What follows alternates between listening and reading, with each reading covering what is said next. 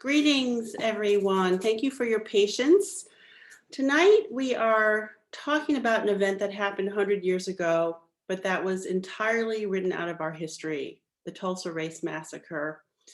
We're bringing to this conversation three expert voices steeped in the history, as well as the present reverberations of that history. Before I introduce them, let me tell you who I am and a little bit about the Center for Brooklyn History. My name is Marcia Eli. I am the Director of Programs at the Center for Brooklyn History, which is part of the Brooklyn Public Library. The center's research arm holds the world's most extensive collection of Brooklyn-related materials. We bring education programs to classrooms across the city. We offer weekly evening programs and discussions like this one. And while we're not fully open to the public yet, I'm excited to share that we are about to open a new exhibition called Brooklyn Resists on the outside of our building with projections. And it looks at the long history of Black-led protest in Brooklyn. It debuts on Saturday, June 19th, Juneteenth, as you know, and will be open through September. And I really hope that if you are local, you'll come and see it. So now back to tonight. On May 31st and June 1st, 1921, 35 blocks of Tulsa's Black Wall Street, the prosperous Greenwood neighborhood, were destroyed by white people. And hundreds of Black lives were taken and homes and businesses all destroyed. But no one learned about this in their history classes. This program was prompted by many things. It was prompted, of course, by the centennial of that history, as well as the, what I would call, relatively new national focus on telling historical narratives that are finally centered on voices that have been silenced for so much of our history. But it's also prompted by the release of a new book by one of our panelists, Scott Ellsworth, titled The Groundbreaking. And I suspect that many of you will be interested in exploring and perhaps buying The Groundbreaking as you listen tonight. So to make that a simple click, we'll be putting in the chat a link to the book page at a local bookstore, the community bookstore here in Brooklyn. I also want to invite all of you to share your questions tonight by typing them into the Q&A at the bottom of your screen. And I will say that when we met earlier as a panel this week, everyone acknowledged that this is a difficult subject and there may be difficult questions. Consider that noted. So I could spend a lot of time telling you about each of these extraordinary panelists, but I'm going to be very brief in the interest of hearing more from them. And I wish I could tell you about all of them in great detail. But just know that they are all amazing, they are all dedicated, and it is truly an honor to have them here. And here's who they are. I will start with Scott Ellsworth. Scott Ellsworth is a native Tulsan and the author of the 1992 book, Death in a Promised Land, which was the first ever comprehensive history of the 1921 Tulsa Race Massacre. He is also, as I mentioned, the author of the recently released The Groundbreaking, An American City and Its Search for Justice.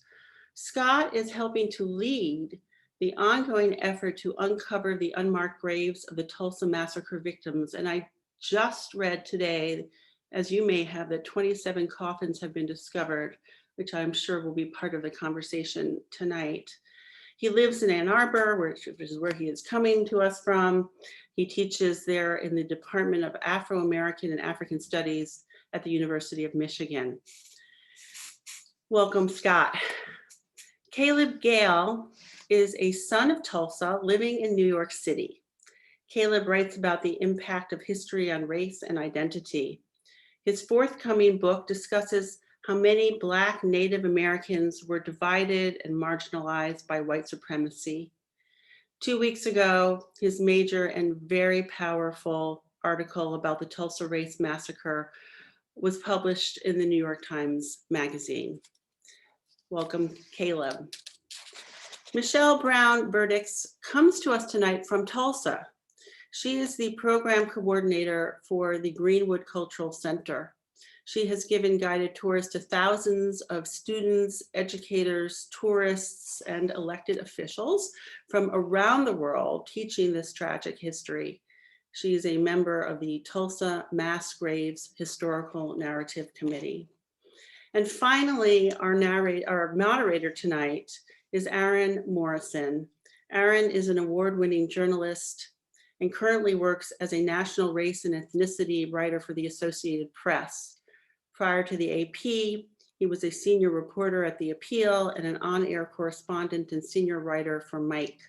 His work focuses on race, civil rights, criminal justice reform, and grassroots social movements. Thank you all so much for being here tonight. I am going to turn it now over to you, Aaron, and disappear. All right. Marcia, first of all, thank you very much for that lovely welcome. And I'm not going to waste too much time with my own remarks at the top. I really want to get into the discussion because there's a lot to talk about. So, you know, it's been a little over a week since Tulsans marked 100 years since the Race Massacre. And I'm guessing some of you who are tuning in have only recently learned about it or knew a little bit about it prior to the centennial. So I think it's appropriate that we start by hearing from the historian on the panel. Scott, can you give us a quick primer on the massacre and really tell us what is the Tulsa Race Massacre? Sure. So, I mean, first of all, the Tulsa Race Massacre is the single worst incident of racial violence in all of American history. In a period of about 16 hours, more than 1,100 African-American homes and businesses were looted and burned to the ground by white mobs with the assistance of Tulsa's nearly all-white police force and also local all-white National Guard units. So you had 2 theaters burned down, 2 African-American newspaper offices, 30 restaurants, the offices of a dozen physicians and surgeons, a school, nearly a dozen churches, a post office, you know, just a library, on and on and on. So, you know, I think it's important to know, and we don't have time for all of this, but, you know, this period in the late teens and early 1920s, a particularly dangerous period for African Americans.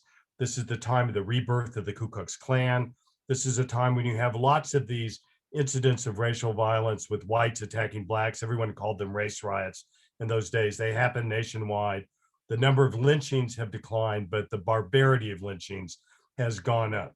All right, so how does this get started in Tulsa? Well, on Monday, May 30th, 1921, a 19-year-old African-American shoe shiner named Dick Rowland left the white-owned and white-patronized Shine Parlor where he worked to walk down Main Street to go to a colored restroom. There were no restroom facilities for the shoe shiners at the Shine Parlor. And to do that, he'd have to ride the elevator to the top floor of the Drexel building. Elevators in those days were not automatic. You had an elevator operator. What we think happened is he entered the elevator, he tripped, he threw out his hands to break his fall. He caught the white elevator operator, 17-year-old Sarah Page, on the shoulder. She screamed. Dick Rowland ran out of the building. The police were summoned, but they don't seem to be particularly upset. But they don't send out an all points bulletin. Nobody jumps into cars to go and track him down. But the next morning, Dick Rowland is calmly arrested at his mother's home, taken to the courthouse where there's a jail on the top floor. And the wheels of justice, albeit Jim Crow justice, seem to be turning quietly. Sarah Page, incidentally, will not press charges, and he was exonerated. But the city's afternoon white newspaper, the Tulsa Tribune, writes this fantastic write-up of the event. There's a front page story that said that Rowland was stalking Sarah Page, that he scratched her face and tore her clothes, clearly attempted to rape her.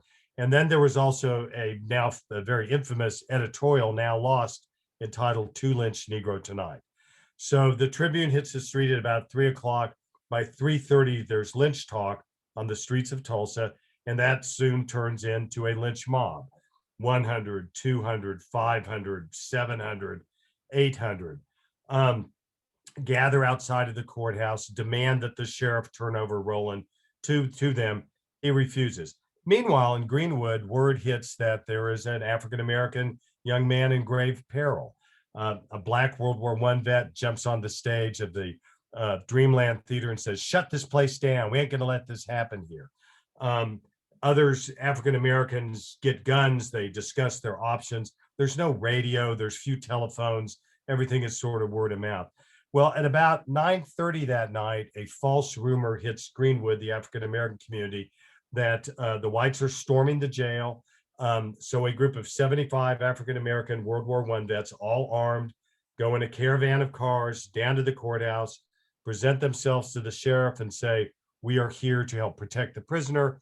The sheriff turns them away. As they are leaving, an elderly white man tries to wrestle a gun away from a tall Black vet. A shot goes off and the massacre begins. So we don't know how many people die initially at the courthouse, but a number do. The Black vets are able to fight their way back. It's night. There aren't a lot of street lights, back to Greenwood. Meanwhile, the Tulsa police, who've been absent, now they show up. And rather than try to disarm the white mob, and the white mob doesn't care about Dick Rowland anymore. Now they have a racial bloodlust and they're out to kill any African-American they can find, and they get busy doing so. But the police show up and they deputize members of the mob. Police officers also break into sporting goods stores and pawn shops to gain access to the pistols and shotguns and rifles there, and hand them out to mob members and tell them to get a gun and get a Negro, although they don't use that term. So for the next 3 hours, there's sort of initial assaults on Greenwood. There's some fires that are set on the edges of the community. Meanwhile, African-American workers, cooks, dishwashers, completely oblivious to this, get off work downtown. They're hunted down by the mob and murdered. There is an effort by a number of whites to try to see if they can storm the Black business district. Black property owners are able to fight them off. And then whites make drive-by shootings in African-American neighborhoods, firing into children's bedrooms and parlors and living rooms. But by about 2 o'clock in the morning on June 1st, everything calms down. And a number of African-Americans thought it's over. You know, whatever it was, you know, by dawn will come up, everything will be fine. But in fact, the whites were organizing. So we know of white men going into all-night cafes and speakeasies, telling people to come to this intersection and that one, where they'd announced we're going to go in at dawn, making sure everyone has, plenty of ammunition and guns. And so shortly before dawn on June 1st, African Americans in Greenwood could look out across these different railroad tracks. There were thousands of whites. One survivor told me he could see the glow of their cigarette butts. It was like a constellation of stars. Dawn comes up. There is some sort of a whistle or a siren, a factory whistle. We don't know what it is. It goes off. That's the signal for the mob to move, and they do. And they begin, which is really a systematic destruction of Greenwood. Any African Americans who resist are killed. Others are rounded up and taken away under armed guard to internment centers around town. And the whites go block by block, breaking into businesses and homes, looting them, setting them on fire. There are furious firefights. Groups of African Americans fight back. Others are fleeing. Others are simply arrested. There were new perils as well. When the invasion began, a group of whites stole a machine gun from the American Legion post and began firing on Greenwood Avenue, the business district. We also know that there are airplanes in the air, not many, a handful, private airplanes. There is absolutely solid evidence that at least one of those planes dropped dynamite onto Greenwood. But it should be said that Greenwood was destroyed on the ground. There's no question about that. And, as they go block by block, so by early that afternoon, Greenwood has been destroyed, looted and destroyed. 35 square blocks, 10,000 people have been, the entire Black population of the city virtually is now homeless. They're being held under armed guard, and the city's under martial law.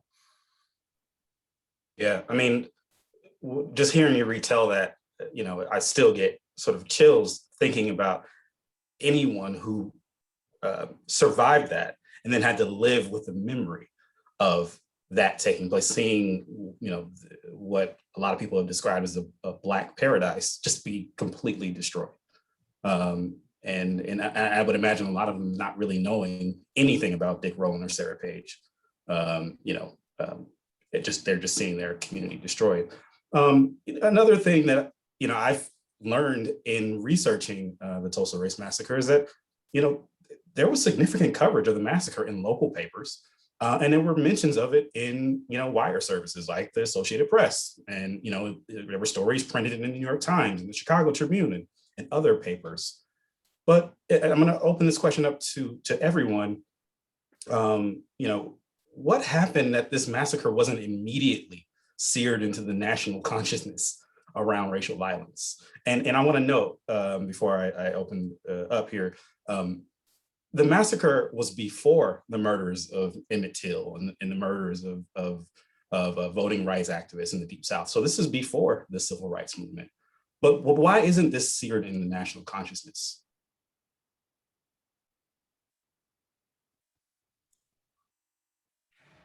I mean, I can go ahead and start there, and Scott and Mechelle, feel free to jump in. I think the reality is a few reasons, right? But chief among them is, I think history has a lot to do with who we are today. Perhaps to answer the question, one of the questions in the Q&A box. But if we admit, if we cop to this history, right, even if that history is a day old, it might indicate a whole lot more about ourselves than we're willing to admit. And if we cop to it 100 years after, we're copping to a certain silence that ensued post the massacre, that puts us as a country in a position of admitting a certain level of guilt for not even unearthing this history before. So I think one of the best ways to talk about it just tactically, and Scott does so marvelously in both of his books, is that Tulsa was booming, right? I mean, things were going well, not just in Black Wall Street, but they were going well in Tulsa at large, right? You had people from all over the country making their way to Tulsa, setting up shop, taking advantage of kind of the Black gold that sprung up from the earth.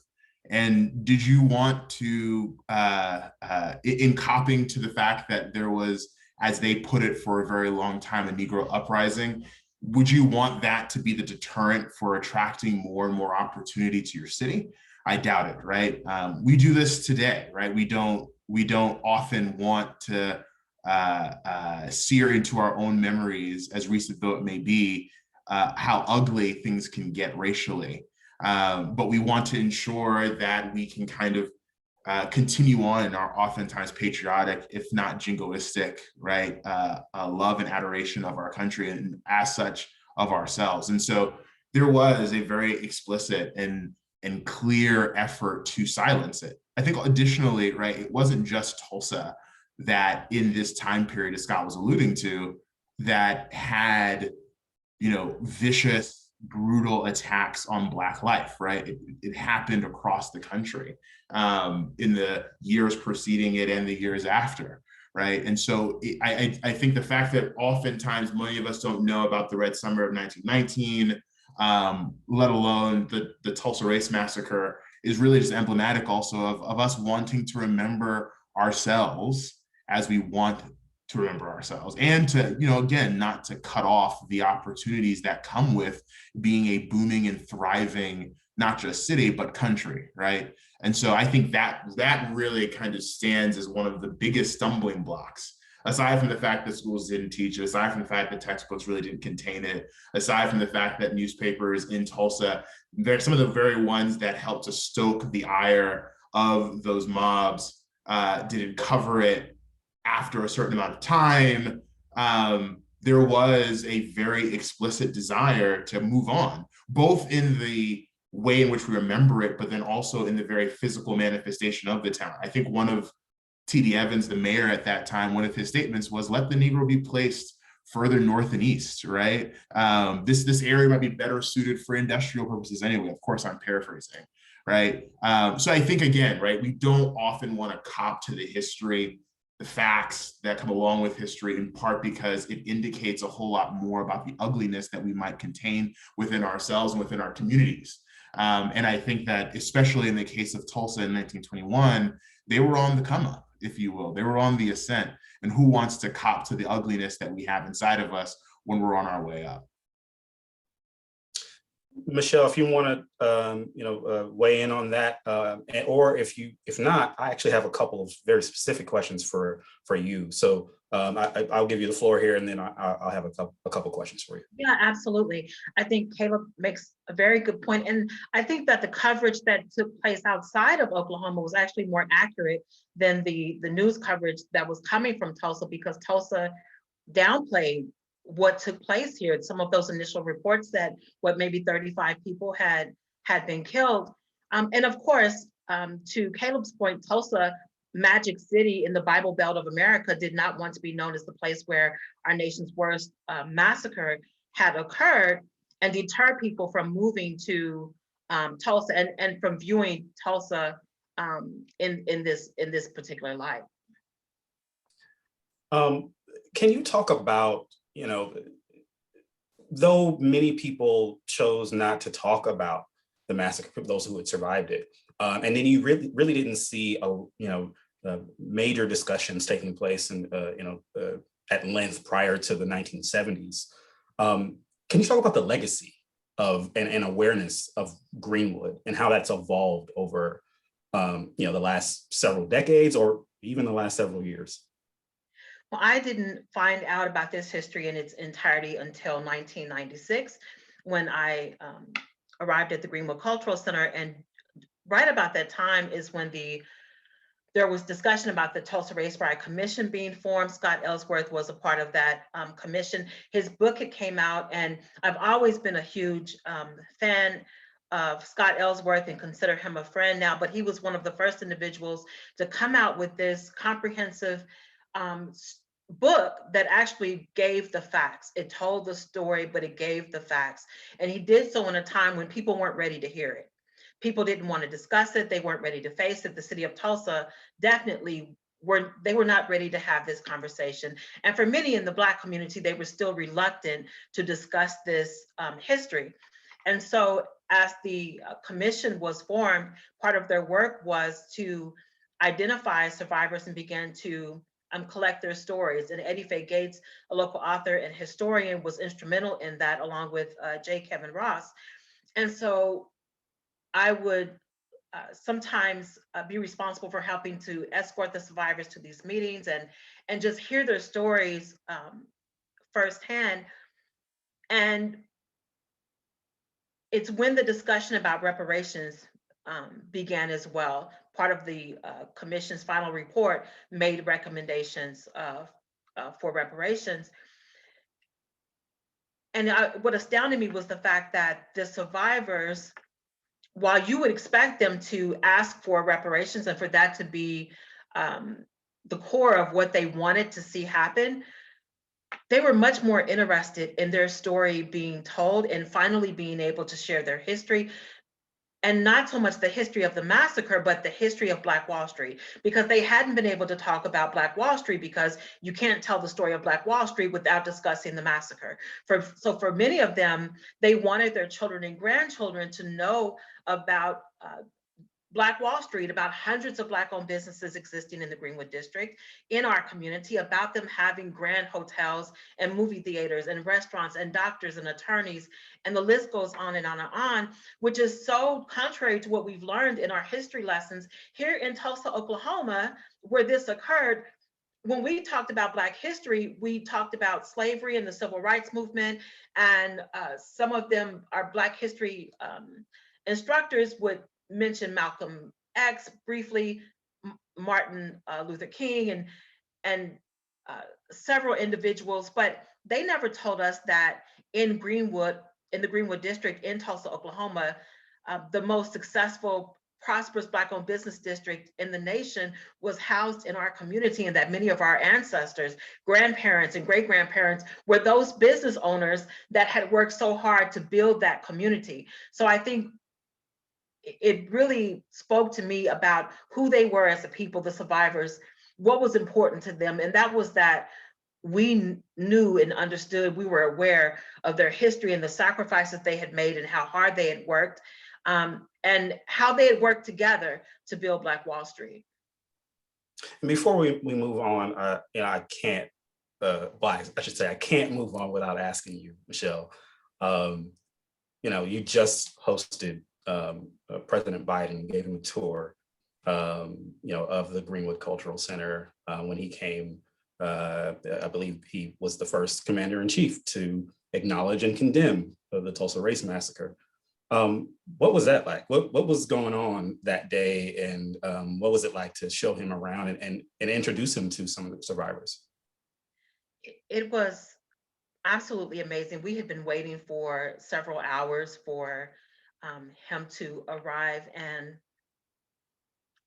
I think there's such a historical significance of his visit to the Greenwood district during the 100-year commemoration, him referring to this incident as a massacre, him acknowledging this as the president of the United States, and he addressed members of the community. So there were maybe 150 to 200 people gathered there. And then he also met with the survivors. So this has received national attention before, during the 75-year commemoration, and then we expected that national attention during the 100-year commemoration.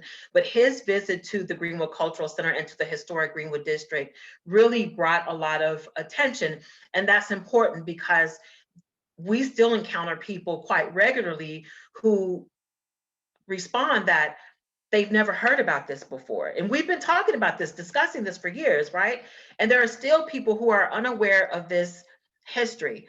So his visit in many ways validated our efforts to tell this story. And he did in one visit what we've been working to do for nearly 30 years, which is to shed light to this history, to help educate people about this important part of not only Tulsa's history or Oklahoma's history, but our nation's history. Right. Right. Well, I can only, I mean, the words that stuck in my head from that day was, you know, I think he said, "My fellow Americans, this was not a riot. This was a massacre." And I know there's politics involved in how, you know, what terms we use, but you know, just how did it feel to hear, you know, someone say that? Yeah, we have, you know, several years ago, I think the community almost as a whole here in Tulsa made a conscious effort to begin to refer to this incident in a way that is most historically accurate. Now, while there's no perfect term for what took place, several of our survivors had always referred to this as a massacre.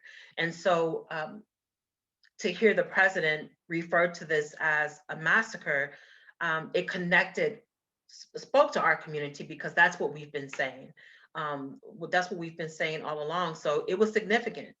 And we hope that his use of that term will further a discussion about reparations. Okay, Caleb, I want to turn to you. In your recent cover story for the New York Times Magazine, you set out to draw some connections between the massacre and the experience of modern day Black Tulsans. You know, close to 100 years later, the things that they are experiencing in this city. And of course, you are from that city. Can you talk about why you set out to make those connections? Yeah, I think I set out to make those connections in part because the connections were so apparent to me, but so not apparent to quite a few Tulsans, and definitely not people around the country. I didn't want people to have a view of the massacre such that they would think that it was an isolated incident with no repercussions, with no effects.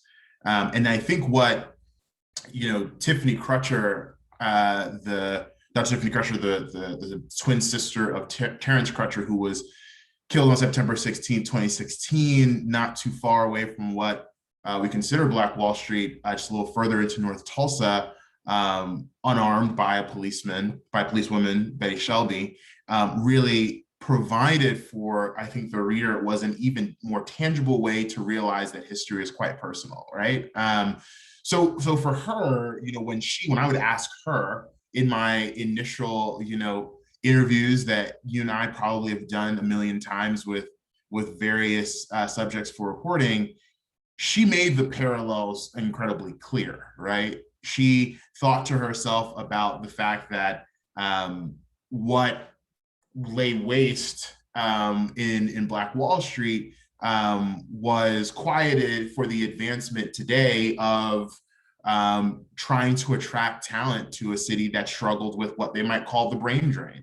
And while tons of resources have been invested oftentimes in the neighborhoods that abut and surround Black Wall Street, there is almost very little investment to speak of, and Mechelle can probably speak to this even better than I can, in much of North Tulsa. It's been a very coordinated and concerted effort to do so.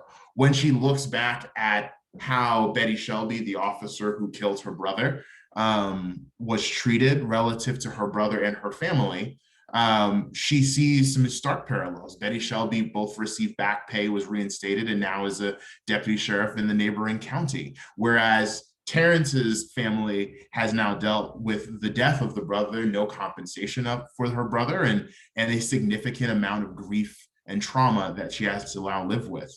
And the lack of treatment, right? Even in a very tactile and vivid sense, right? She thought about the fact that Betty Shelby was an EMT worker, right? Someone who was trained to provide assistance. And she thought back to the countless amounts of people in the wake of in the aftermath of Black Wall Street, having the ability to provide services to Black citizens, but providing rather punishment and pain. So to me, it seems as if the connection was even clearer. And then when you look for just a moment at kind of the livelihood outcomes of where much of North Tulsa, 74106, which is the zip code that subsumes a good chunk of Black Wall Street, on average, people live almost 14 years less than one of the most wealthy zip codes in Tulsa, and on average 6 years less than the average for Tulsa County, right? So for Tiffany, as she said in her exact words, I live the massacre every day.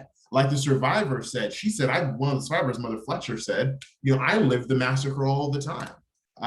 So what we have are some stark parallels that I couldn't ignore in good conscience as a reporter and a writer, right? I think what I just helped to do was to portray them in a way, render them rather in a way that made it easy for the reader to understand. Yes. I think your piece does that beautifully. Scott, I want to ask you, your book, The Groundbreaking, it reveals a lot of lost history and delves into the fight to win restitution for victims' families, restitution or reparations. And indeed, around the centennial, there were a number of documentaries and special presentations in major news outlets. This is the question here, has the Tulsa Race Massacre been told enough? And if not, what's the next frontier for the telling of that story? Well, it's a great question. I mean, I think one thing it's important to remember is that the massacre was actively suppressed for 50 years. The reason people don't know about it is that official documents were stolen, never to be seen again. Tulsa's white daily newspapers for 50 years went out of their way to extreme lengths, never to mention it whatsoever.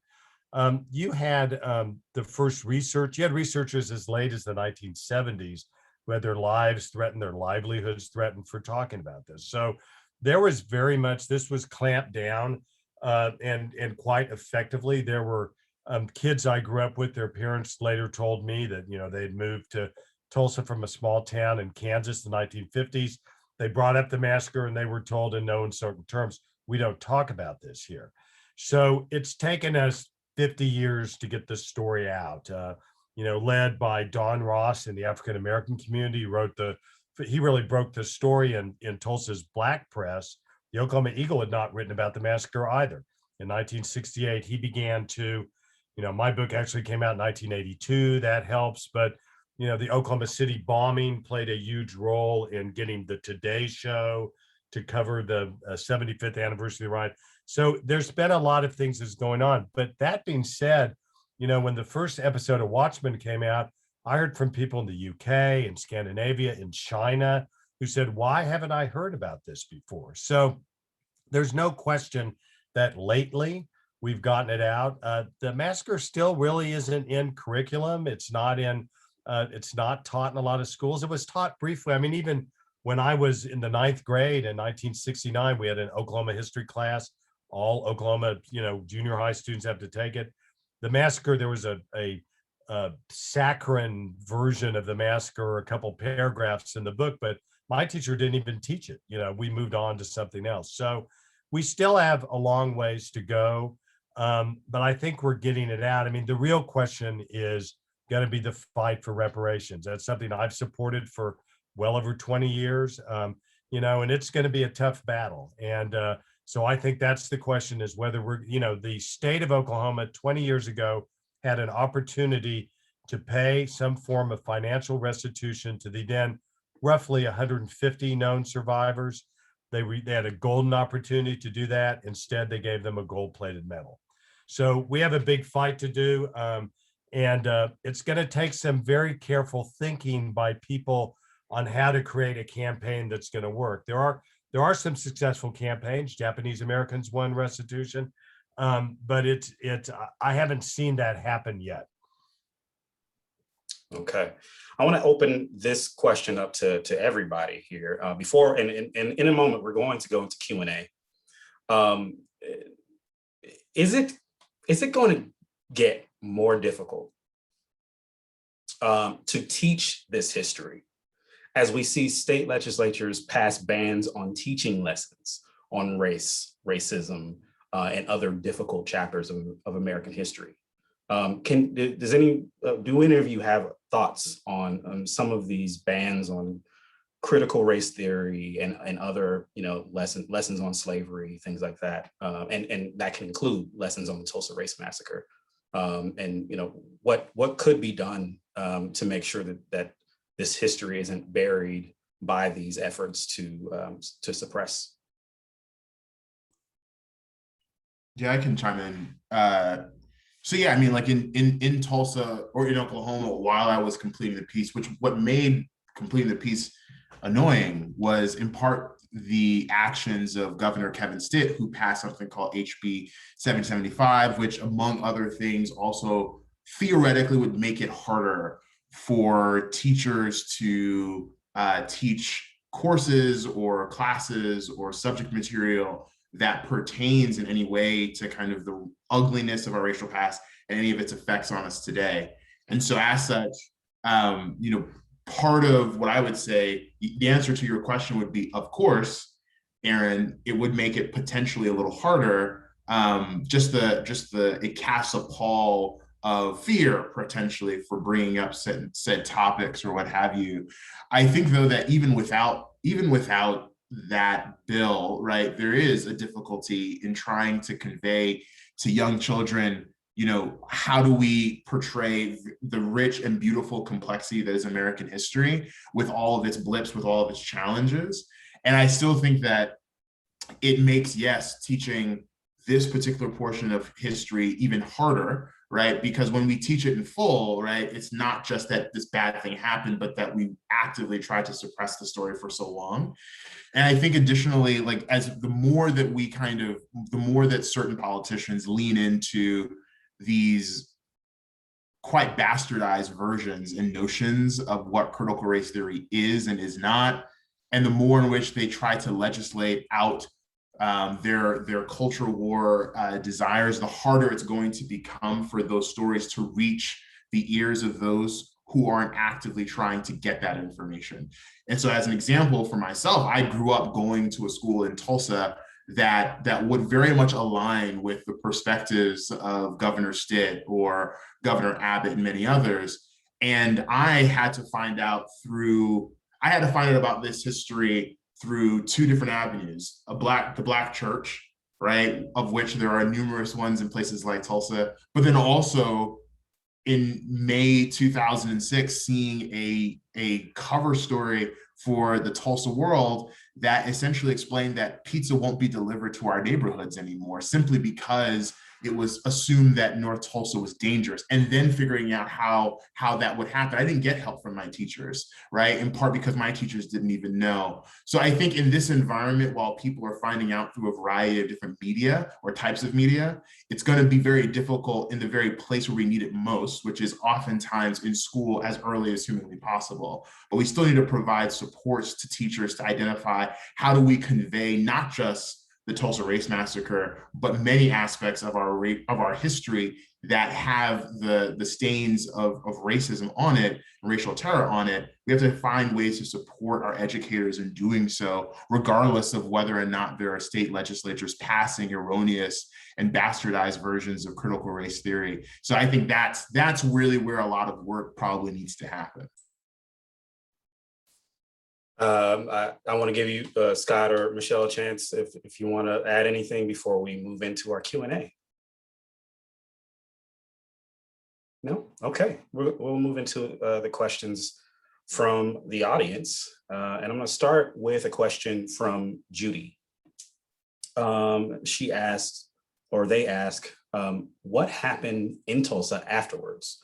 Did it continue its economic boom? I can dig in on that. Yeah, I mean, Tulsa was awash in money. This was the oil capital of the world. This was, it was said that Tulsa had more millionaires per capita than any other place on earth at this time. What happens afterwards is a couple things. First is that the white city fathers and businessmen that run the city realize the massacre is a PR problem, so they decide we're going to tamp it down very quickly. That's where this curtain of silence comes down. But they tell the rest of the world that white Tulsans are ashamed of what happened and they're going to rebuild the Black community. Instead, they tried to steal the land through a hastily passed fire ordinance.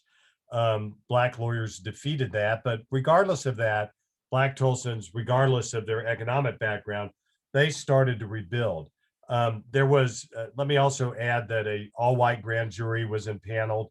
They blamed African Americans for the massacre. Not a single white person ever spent a day in prison for any of the murders, the looting, the robbery, the arson that happened. Okay.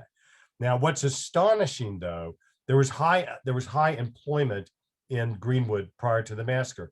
You had, and we always talk about the merchants that did well and the other businessmen and businesswomen, but the majority of citizens in Greenwood worked in service jobs in white neighborhoods as cooks, as maids, as dishwashers, as janitors. They were not allowed to work in the oil industry, but they had steady paychecks and they got good paychecks. And a lot of women worked. What's astonishing is within 2 weeks after the riot, Black Tulsans who worked in those jobs are going back into those neighborhoods where people were out to kill them and going back to work. And eventually the money flows back into Greenwood. Some things take forever to rebuild. It took the churches decades to rebuild. They had to pay off their old mortgage and then they collect money for a new one. But the Williams family that owned the Dreamland Theater and the East End Garage, they owned a 3-story brick Williams building. They had a new Williams building erected by 1922. And there was money that flowed back in. Greenwood was reborn. The old timers, and Mechelle knows this as well too, they talk about Greenwood in the 1940s as being even bigger than it was before. That said, it's important to remember just how much generational wealth was lost. The massacre has Faulkner said, the history isn't dead, it's not even past, and that applies to Tulsa. There's still a shadow over the city. There's still an economic trough that exists in the African-American community that people have never been able to get out of. In this month's National Geographic, and I'm not a business historian, but they figured out how much generational wealth would be in Greenwood had the massacre not occurred today, over $600 million. I mean, that's generations of college tuition, down payments on houses, seed money for new businesses, elder care, healthcare, and whatnot. So the massacre isn't dead, it's still there. The next question we have, I think, would be a good one for Mechelle. It's from Fred. And they ask, what are the feelings and thoughts of white descendants regarding the Tulsa Massacre? The white people who recently moved there, or or have been there for some time, and then how has this been addressed in different parts of the country? This idea of sort of the white folks and their reckoning with this history. I would imagine, Mechelle, that you get white folks that come to the Greenwood Cultural Center asking lots of questions. We do get quite a few, and people would be surprised to know that we still receive a number of hateful responses, emails and phone calls telling us that we shouldn't be discussing this history. They said that we should have welcomed Trump the way we welcomed Biden. They said that we're exaggerating this history. They don't actually believe that it happened. There have been very few white descendants that have reached out to us. I would say two in the past, probably as long as I can remember. There have only been two or a handful of descendants that have reached out to us. And they definitely appear to be, for the most part, appear to be remorseful. They don't feel responsible for what has taken place. They don't support reparations, but they have showed some remorse and feel sorry for what's happened to the African-American community. And people are either at one end or the other. Either they're remorseful, they can't believe that this actually took place, that this could have happened, or they don't believe it and do not support the idea of reparations. All right, I'm gonna move on to another question. And I actually want to toss this one to Caleb. Caleb, this question is from Joanne, and they ask, since Black Tulsans were discouraged in talking about the massacre publicly, how do you see that translate into transgenerational trauma? Sure. I mean, I think there are a couple ways of thinking about it, right? I think there is the harder to make tangible sense, right? Which is a palpable fear of this being repeated, right? When Tiffany Crutcher was told this story and her dad was told the story before her, her great grandmother, who actually experienced the massacre and survived it, made it plainly very clear, look, we don't want to talk about this too loudly in fear that it might happen again, right? And I'm sure Scott and Mechelle can both attest to talking to survivors or descendants about how palpable that fear is. And of course, there are plenty of scholars who have focused on the physical and psychosocial emotional impact of those sorts of traumas kind of carried out throughout history, what sort of effect that has on our biological and anatomical functioning, which I'm not an expert in, but can highly recommend some great work on that. I think, though, that on top of that, when you kind of see parts of your community, both shrink, right? So what we now kind of physically see or associate with what we consider Black Wall Street, right? The lived space is much smaller, right? As Scott and Mechelle were talking about, yes, it did. Greenwood, Black Wall Street did come back supposedly bigger and better, but through the course of what was called urban renewal that followed during the late 50s in Tulsa, 60s and 70s, and a theoretically very well-intentioned program that provided way too much power to local governments to decide what was going to be Black and what was not. We saw a lot of times the erasure of much of Black Wall Street, such that it's hard to even imagine what it might have been like because the remnants of it are barely there, right? And so as such, you can't even get, as I've written for The Atlantic, you can't even get that area recognized on the National Register of Historic Places, which might seem honorific on its face, but in actuality provides nearly a 40% historic tax credit between the state and federal government that incentivizes developers to continually pump money. But then when you look, right, the trauma I think really comes in is when you look oftentimes literally on the other side of the road in some instances, you see that the Arts District, the Deco District, all of these districts that surround or are near Black Wall Street that were not mowed down continuously, first with the massacre and then urban renewal, and then a highway that ran through it, and more and more and more, they were able to get all of these designations on these very clearly honorific, but then also quite impactful lists that have led to severe revitalization, right? And it become essentially beacons to attract talent,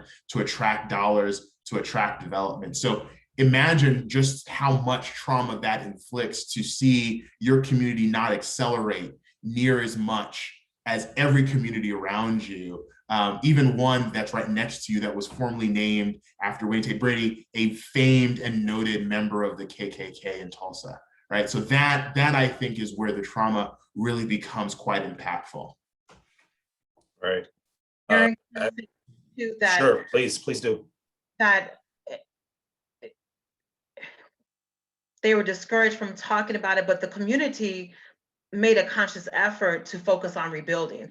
If I'm correct, there are more churches in North Tulsa than all of Tulsa combined. So the community had a strong foundation in their faith. And when we asked our survivors years ago, why didn't they tell their children and grandchildren about this history? And they said that to talk about it meant that they had to relive it. And it was simply too painful to relive. And so they focused on rebuilding. And in that focus and that concentration, they were able to rebuild even more successful business district. And we have only begun to have conversations about historical trauma and how that affects us as a people. But here in Tulsa, specifically North Tulsa, the African-American community, historical trauma as it relates from the Tulsa Massacre. And it is troubling, it's heartbreaking when you think about the generational wealth that has been lost. But what is even more troubling is when you think about the fact that so many African Americans were murdered, that no one was ever held accountable, that so many of them were displaced, that no one was held accountable, that they lost their homes and businesses and everything that they worked so hard for, and that we are only beginning to talk about this history, that the city of Tulsa and the state of Oklahoma has not supported even having a conversation about reparations, right? Because our mayor said that to even entertain a conversation would be too divisive, as if he doesn't realize that our community is already divided. We're divided in whether we should discuss this history and recognize it. We're divided in conversations, or when it comes to addressing reparations. We're even divided about a conversation, what it means, what reconciliation means, what that looks like. And so part of reconciling, part of reparations has to be addressing the historical trauma that our community continues to suffer from. I think we'll take one, maybe two more of the audience questions. This one is for anyone. It's from Sudhir, and they ask, was Tulsa the only city to have a so-called Black Wall Street at the time in that era? And if so, how did that come to be? I can jump in just very briefly. Certainly there would have been, an even larger Black Wall Street in Durham, North Carolina during that period. Durham had, unlike Greenwood, there were no banks in Greenwood prior to the massacre. At the same time, in the Haytide district in Durham, there were two banks. There was what became the largest African-American business in the world, the North Carolina Mutual Life Insurance Company. So there were certainly people talk about Atlanta, Harlem, certainly, yeah. So they were not, but like in Durham, what helped to build the Black Wall Street in Tulsa, what we now call Black Wall Street, known as Greenwood back then. You had a lot of brilliant businesswomen and businessmen, let's be honest about that. But they also had, you had this large working class population who worked in the white community, draw a paycheck, and they spent it in the Black community. And that's what helped to build it. And that's the same thing that happened in Durham with Black workers in the tobacco factories, cigarette factories, and the textile mills. So you had steady income coming in from workers that helped to build these incredible business districts. And then I think the last question will be, going back to the sort of effort to ban lessons about this history.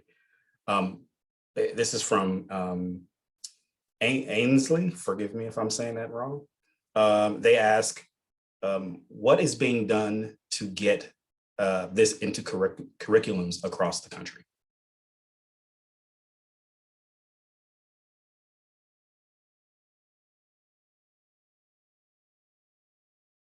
Well, I know I can't speak specifically, but I know that the 1921 Tulsa Race Massacre Commission has been quite busy over several summers now. I think that's right, Mechelle.